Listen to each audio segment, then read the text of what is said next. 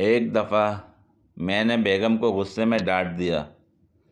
वो बेचारी चुपचाप किचन में चली गई और कुछ देर बाद मेरे लिए गरम दूध ले आई।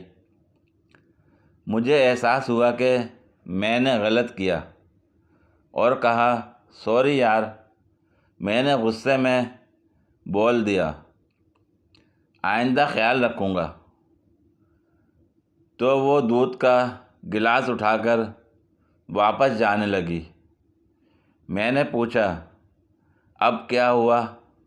कहती, आपने सॉरी जो कर ली है, वरना मैं इसमें चूहे मार गोली डालकर लाई थी।